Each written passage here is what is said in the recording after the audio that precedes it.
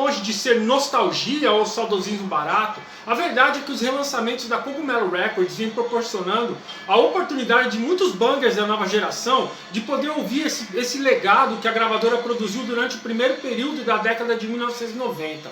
Esse é o assunto do vídeo de hoje. João Messias Júnior na área, vídeo de número 43 do canal, cujo enredo vai permear pelas bandas Expulser, Lucifer, Overdose e uma participação muito especial. Passa a vinheta, o nosso papo continua.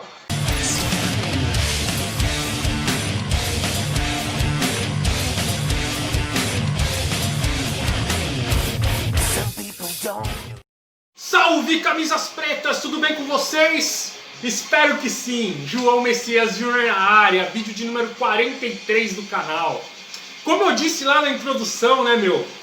Os relançamentos da Cogumelo Records, eles passam muito longe de serem uma tentativa de saudosismo, uma tentativa de nostalgia barata. A verdade é que o selo ele vem mostrando, além do que eles produziram na primeira década de 1990, eles vêm mostrando, vamos colocar assim, um legado imortal, feito pelas bandas mineiras da época, né, meu? Porque às vezes eu pego o Headbanger falando assim: porra, mas a cena americana de death metal era legal, a cena europeia era legal. De fato, são cenas muito legais, são cenas marcantes, que deixaram dezenas de bandas no hall dos imortais. Mas a verdade é que a gente tem que aprender a valorizar as bandas do nosso próprio país. Eu não estou falando da questão de business, eu não estou falando da questão de negócio, eu estou falando da questão que conquista o próprio Headbanger, que é pelo ouvido e pelo coração.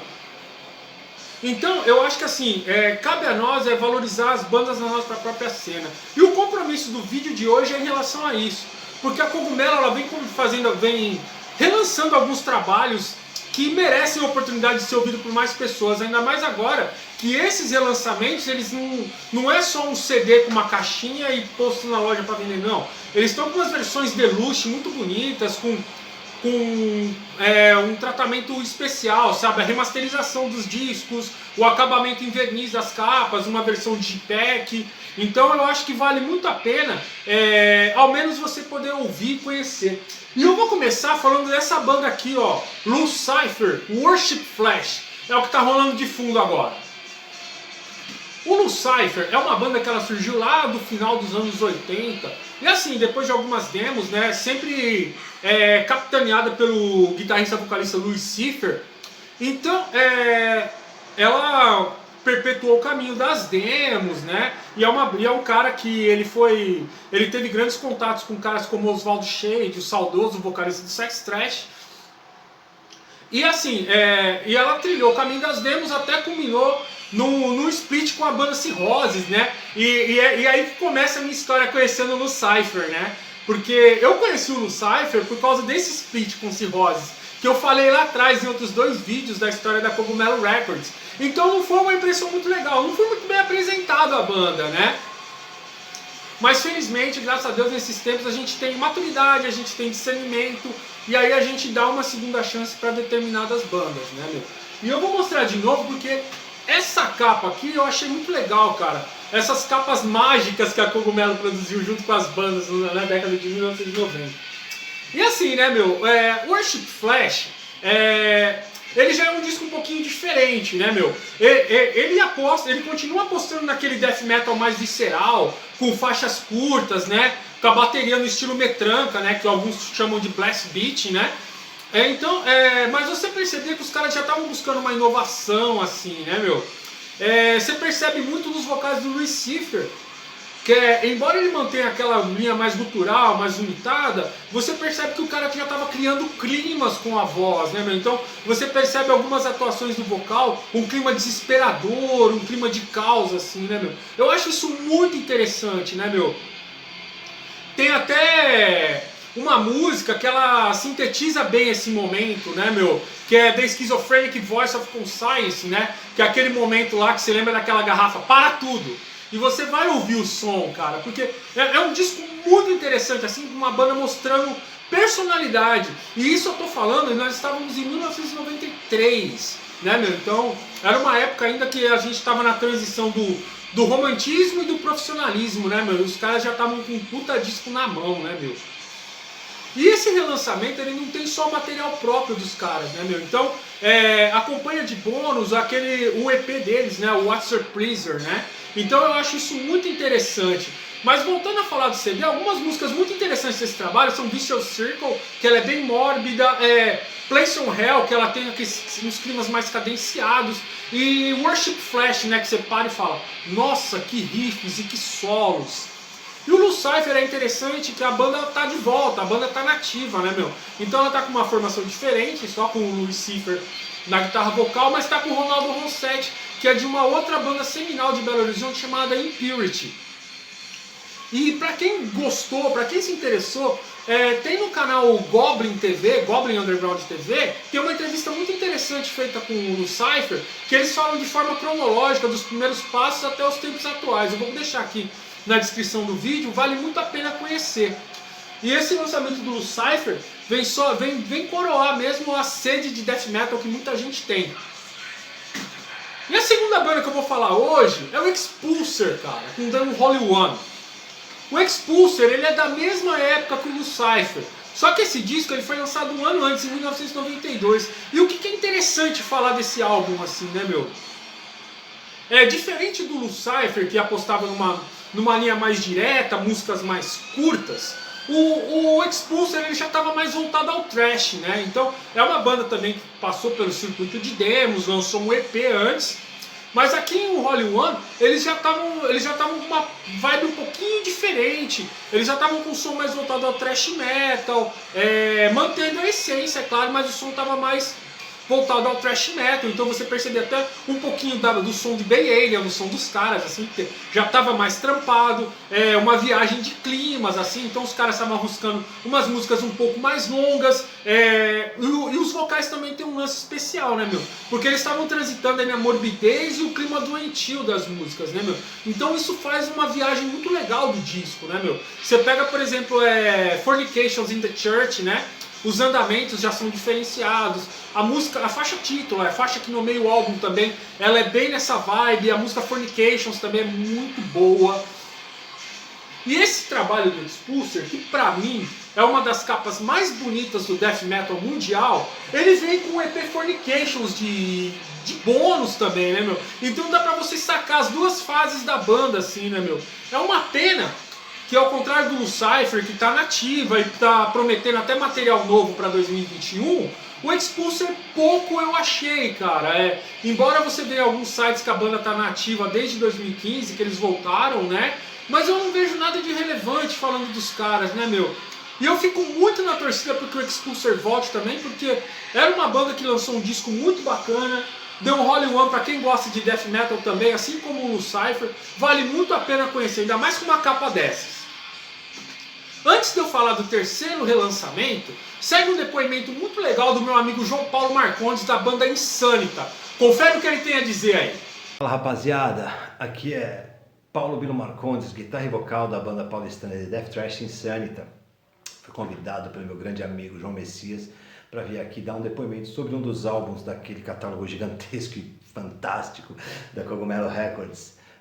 Nesse caso, infelizmente, com muita sorte, com muito orgulho, eu vou falar a respeito do Into the Strange, do Mutilator, o segundo álbum da banda de 88, para mim fácil entre os 3 melhores álbuns do metal nacional de todos os tempos, na minha opinião, porque formou a minha personalidade musical.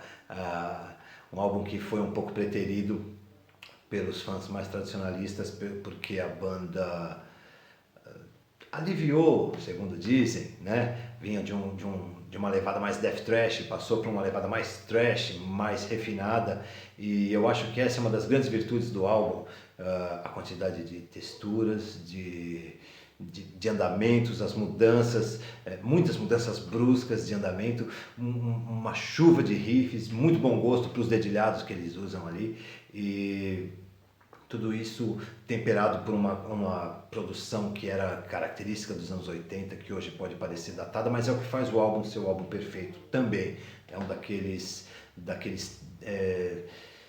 ingredientes que são importantes, como a capa, belíssima capa, simples e belíssima, uma das capas mais legais do metal nacional. Peguei esse álbum em torno de 88, 89 com um amigo para ouvir, e apontou a direção que eu queria fazer naquele momento. Eu fiquei felicíssimo de ver que tinha caras no Brasil fazendo aquele tipo de música e decidi a partir daquele momento, daquele álbum, daquela audição, que eu faria a mesma coisa. Não dá para apontar uma música. Eu ouço tal música. Se você gosta de thrash metal, ali tem tudo que você gosta, tá? Ouve o álbum inteiro que você não vai se arrepender. Valeu! Muito obrigado, Bilo, muito obrigado, Insanita, de coração, cara. O que deixou o depoimento dele muito legal é que ele fugiu da resenha, cara. Ele foi uma declaração de como aquele disco influenciou ele como músico. Eu acho isso muito legal, cara, você poder oferecer às pessoas um olhar diferenciado. Esse é um dos motivos porque eu trago convidados, às vezes, em alguns vídeos do canal. Muito obrigado, Bilo, muito obrigado, meus parabéns. E o terceiro relançamento que eu vou falar hoje é o Overdose com Scars. O Overdose é uma banda que ela entra naquele pacote do ame ou odeie, né, meu? Então, para muitos, o Overdose foi uma banda que pulou de galho em galho, né? Mas para mim, eu costumo dizer que o Overdose para mim foi uma banda de ciclos. E aqui em Scars eles começam um ciclo diferente, né, meu? Então esquece meio que a banda fez no passado, porque aqui Scars é como diz, vida nova, banda nova, disco novo, né? Então, apesar de alguns resquícios, né, como o lance da percussão, umas guitarras mais com uma exploração da brasilidade, como a gente ouviu em outros trabalhos, aqui o que a gente tem no Overdose é a junção de alguns elementos como o clima tribal, a batida pesada e o clima minimalista das canções. Então, são esses elementos que são os primordiais em Scars. E aí, o que a gente tem é uma viagem, cara. É uma viagem, vamos dizer assim, revolucionária, pesada e feita para bater cabeça. Você pega algumas músicas como Manipulated Reality, How to Pray, Still Primitive, elas são alguns exemplos de como a música dos caras estava coesa, cara. Os caras estavam num momento musical fantástico, cara. Então, o Overdose era a banda na época, né, meu? O que me deixa triste é que um disco que explorou muito bem a brasilidade, ele tinha que estar ao lado de discos como o Roots, do Sepultura, como Holy Land do Angra. Eu acho que essa seria a tríade, né, meu? A trindade do metal com brasilidade, né, meu? Pra mim. Mas algumas outras coisas chamam a atenção nesse disco, né, meu? Que algumas batidas desse disco, elas são revolucionárias. E são algumas características que você ouve a fundo.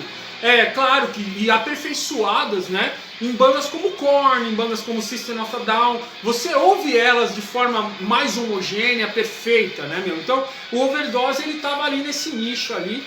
Infelizmente não foi pra eles, né? Que pra mim eles lançaram um disco perfeito na hora errada, no momento errado. Mas o mercado musical não é feito de justiças, né, meu? E outra coisa que é interessante também citar, que embora eles tenham essas passagens assim, que como eu disse, né, meu, elas foram aperfeiçoadas por bandas como Korn, System of a Down, o Overdose ele estava muito mais com o Mangue Beat, cara. O Mangue Beat, pra quem não conhece, é um movimento que teve aqui no Brasil, que teve como carro-chefes algumas bandas como o Chico Science, Nação Zumbi e o Mundo Livre S.A.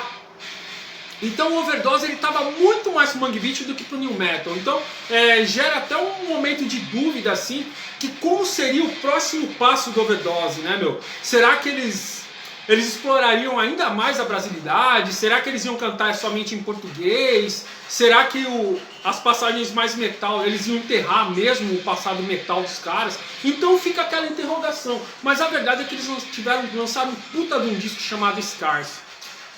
E além do relançamento da versão Deluxe, né, que tem um encarte caprichado, que tem umas fotos muito legais, o que chama a atenção é que ele vem com um DVD com 2 shows. Então tem um show nos Estados Unidos e tem um show na terra natal dos caras em Minas Gerais. Então se ele não tem a qualidade dos DVDs de hoje, ou mesmo de muita coisa que rola no YouTube de show, a verdade é que dá para sintetizar muito bem a proposta da banda. É como diz, né, comparando com um carro de Fórmula 1, o Overdose estava voando, cara. O Overdose estava no auge de tudo, cara. E era isso que eu tinha para falar dessas bandas. Mais uma vez eu agradeço você, Bilo, pelo depoimento. E você quer saber da Turma do Amendoim, né? Esse camarada, ele tá nas nuvens, cara. Ele quase explodiu aqui de alegria, mano. Até o Overdose ele curtiu pra caramba, mano. Ele falou que se amarra no lance das percussões do Overdose, mas ele não deixou de negar. Ele falou que ele adorou quando foi falado do Lucifer, do Expulser. O Mutilator saiu até lágrima do olho dele. E ele falou pra mim assim no ouvido, falou assim pra mim: faz um do Calveiro e Death. Aí eu falei pra ele, sugestão anotada, Magriço. A Nara veio só pra fazer média, ela disse que não gosta de barulho. Ela até curtiu algumas percussões do Overdose, mas ela falou que isso aqui não é pra ela. Essa Smurfette também, hoje ela veio só pra fazer média também, porque ela não curte nada. Ela não gosta de death metal, pra ela é barulho. Ela teve a mesma opinião que a Nara, ela falou que as percussões do Overdose são legais, mas fica só nisso. E era isso, rapaziada. E como a gente está falando de death metal, a gente está falando de Minas Gerais, estamos falando de metal mineiro, infelizmente tivemos a partida do Juarez Távora, cara. O Juarez Távora, para quem não conhece, ele é um dos pilares do metal mineiro. Ele fez parte de algumas bandas como Cirrhosis, Scourge. E infelizmente essa semana ele acabou partindo, cara. É uma perda muito triste, porque assim, pra quem eu que acompanhei muita coisa da Cogumelo, né, meu? É como se eu perdesse mais um dos meus heróis, cara. Então, Juarez, esse vídeo também é pra você, cara. Onde quer que você esteja, saiba que esse vídeo é pra você também, meu irmão. E não percam nossos encontros de terça e sexta que vem. De terça eu vou falar um pouquinho de alguns álbuns de death metal nacionais e internacionais. E no de sexta-feira eu vou falar de alguns álbuns de stoner metal, stoner rock e algo relacionado aos anos 70. Portanto, rapaziada, não percam nossos encontros. E antes de encerrar, o seguinte, cara. Se você curtiu o vídeo, assiste ele até o final, dá o like, se inscreve no canal, vai lá, propaga a ideia para seus amigos, porque é o seguinte, não vamos deixar essa ideia morrer, porque antes de tudo eu não faço pelo business, eu faço pelo amor à música. E se você se identificou, passa a ideia pra frente, mano. Grande abraço e até mais!